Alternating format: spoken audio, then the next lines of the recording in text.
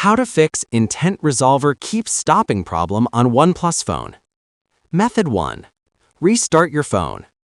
Hold the power button. Tap Restart. After restart, check if the error is gone. Method 2. Clear cache and data of intent resolver.